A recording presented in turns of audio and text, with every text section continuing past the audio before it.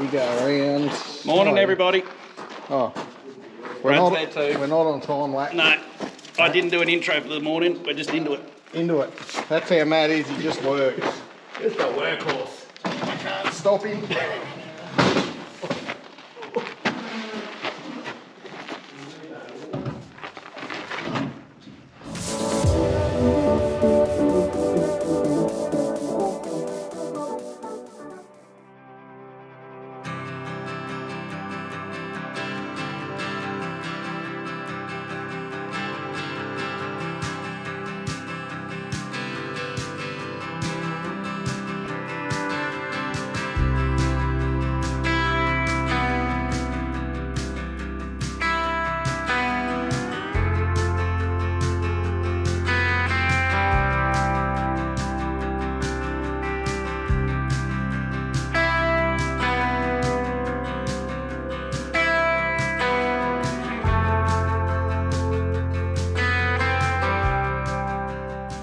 Well, it looks like a tractor. Now, we did have a bit of a whoopsie-daisy. It was one of those things where we didn't think the bonnet was going to be that heavy, so we just carried it up and it was working all right, but it was just a bit too fiddly and we dropped the bonnet. It's quite sad, all this effort, and got a crack in the bonnet, and that grille needs fixing up and a cracked light. So that seems to pretty well be all the problem, but yeah, very disappointing. Just slaving away at fixing all the harvest gear, getting it ready. That's it. So yeah, Brad, in our Monday morning meeting, what is it? Today's the Monday the 9th of October. So Monday meeting, Brad came up with a 3-day plan to get everything tip top. Yep. Don't know. How's it going? So Matt's not allowed to go home until he finishes his job. So get off the YouTube. This is my job. No. Yeah, we're going good, eh?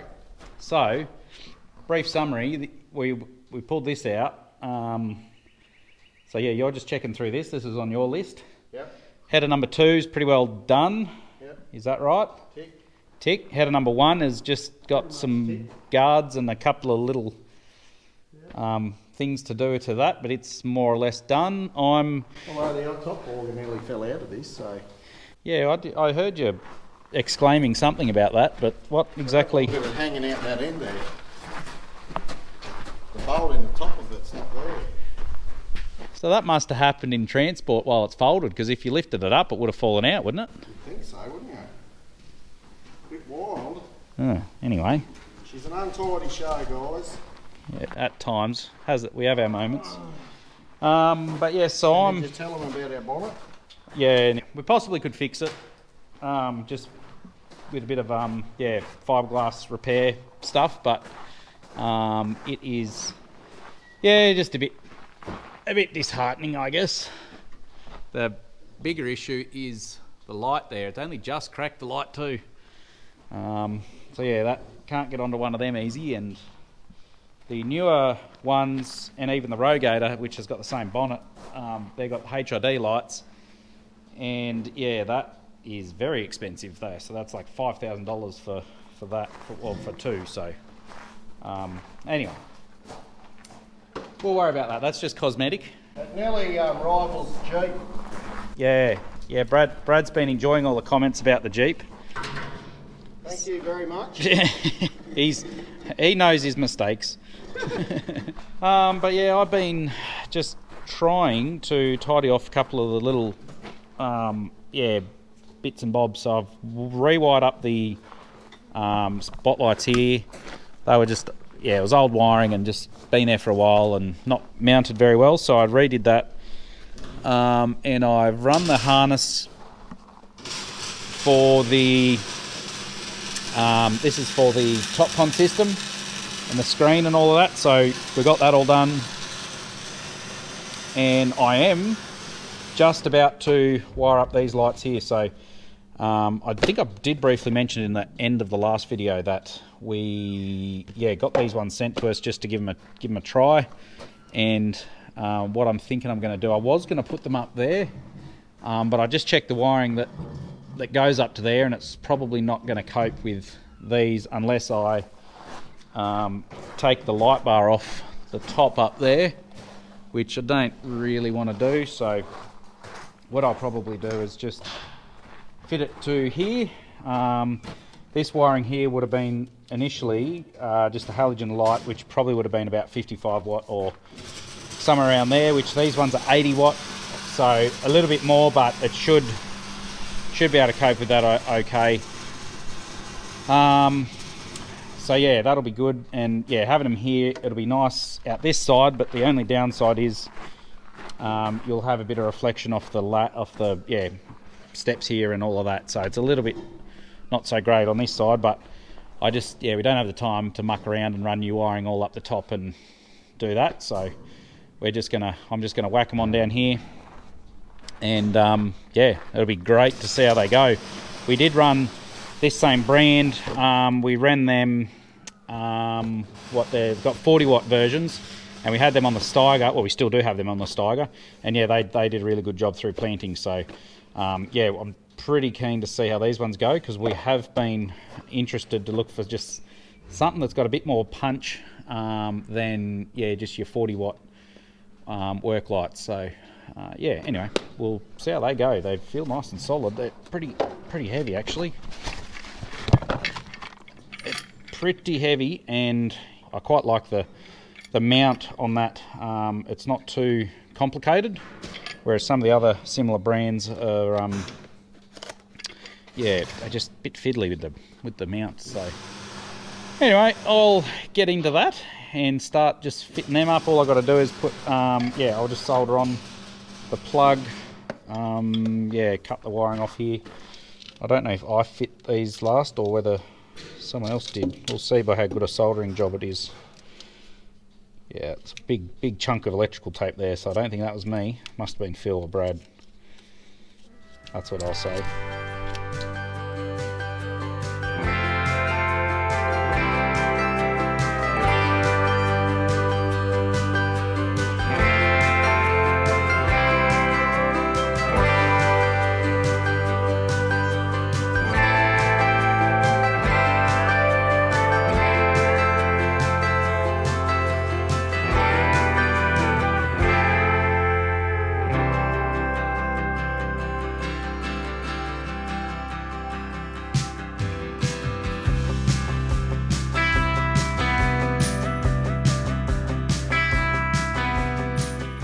Well, we're done that. I just got to do the other side now, but it's it should be pretty straightforward. So yeah, I'm really keen. Hopefully this time, unlike when I tried to test the ones of these lights, or the smaller ones of these lights on the Steiger, after I put them on, I never really got to drive it to test it. So hopefully with this, I will be able to in harvest test that. Now we're probably still a week or so away from harvest. It is coming in pretty quick, but yeah, I'd say probably this week, as I said, today's Monday, so probably this week we're going to be nibbling here and there. Typical farmers, we can't help ourselves when it looks right. Usually the saying is, I think, is if you think it's ready, wait another week.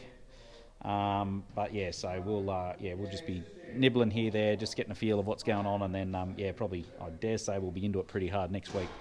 Which we're going to have the barley, the canola, and the wheat all come in, and possibly the chickpeas not too far after, coming in at a fairly similar time. So we'll just be into it. All that noise, Brad's in his happy place up there. It looks. Look. You trying to play hide and seek, Brad? Not doing a very good job. Shouldn't have had that pudding last night. I'm not sure if this is going to work on camera, but this is the lights that we had on there. Pretty bright. Don't look at that too long. I think they're only 35 watt though, those ones. And this is this one, which considerably brighter. Probably not showing up in camera, but what's really good is it's still bright here. That's probably right at the edge of its full brightness, but it's still quite bright around here, and even here I reckon it's going to shine fairly nicely. So that's a perfect spread, I think, for what we want. So this is still bright directly forward. So that'll take up a fair bit of the light. Well, it'll take the load off these lights up here, which pretty hopeless anyway with it all faded and that. But yeah, I think that'll be excellent. So yeah, you can see that's a massive difference. That's crazy. So yes, that will be excellent. Brad's getting a little excited to start it up again, guys. We've got to calm him down a bit. We've got to pack all the tools away. He wants to drive her out. Well, we couldn't contain him. He's going to drive it out. Checking the tyre pressures, are you, Phil? See if it drives. Pretty sure we hooked up the drive shaft.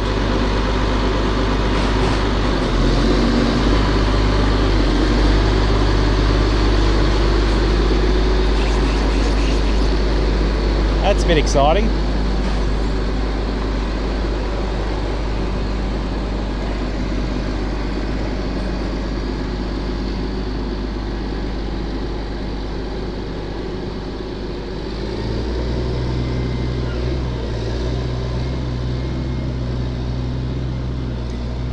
That's also a good feeling. What do you think, Phil? This feels weird having an empty shed now. Yeah, what's going on? That's mostly empty. The viewers won't know what shed this is without the cat in here now. Yeah, I know, they won't know where we're at. It is. I don't know if I've ever said this on camera, but this shed here, which was the original shed, well, not the original one when Dad first moved here, but it's what, 30 years old? Something like that? 94, I think. Yeah, so about that, but the concreted area of the shed at the development block is the same area as this section out the front here. So these 4 bays equal exactly the concreted area of the development block shed, which the concrete's only a third of that shed. So it's yeah, it'd be nice if that shed was here sometimes, wouldn't it? No, I'm just wondering when Brad's going to come back to do our tracker line. He mightn't come back. He might take it home. We're already here. I might just go for cutting some wheat now. Yeah, go take a nibble. Make some dust, get all the neighbours all... Yeah. I said usually the rule of thumb is when you think it's ready, wait a week. Well, the rule of thumb is when the neighbours go and you got to go. Yeah, regardless if it's too wet. Brad's a little notorious for harvesting a bit of wet grain, so his sample size is about 25 tonne. It is amusing, but seeing all the neighbours' ears prick up when you say you've harvested. You don't have to say how much. Yeah. Yes.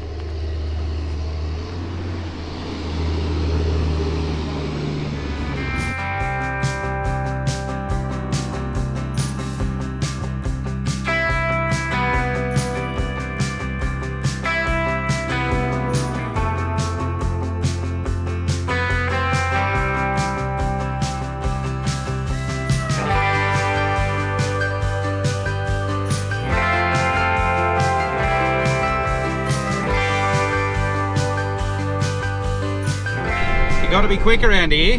Doesn't take long before, oh, maybe we might have a bit of a nibble to the headers halfway down the hill ready to go. So I'm just firing up the drone and I'll try and get some shots.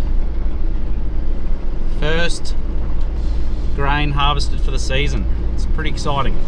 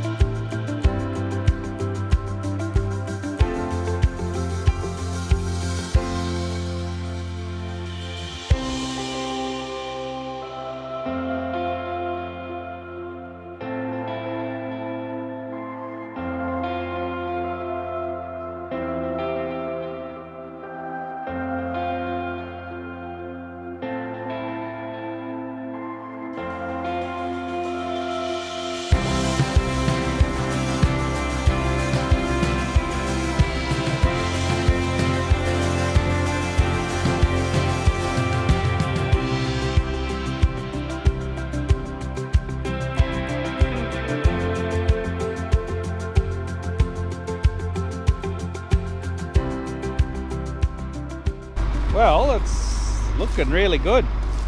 Amazing, really, considering how much rain we had here. Very, very little in-crop rain, so very, very thankful. There's a lot of farmers out there weren't able to get a crop in, so yeah, we're just feeling for those guys, but also thankful just for what we got here. But yeah, so we're just thinking there's probably too many green ones in there at the minute, or just right on the line. It's probably closer than we thought it would be, but it's yeah, it'll come in pretty quick, I think, so might only be a few days now. We'll leave the video here for now, and we will catch you in the next one.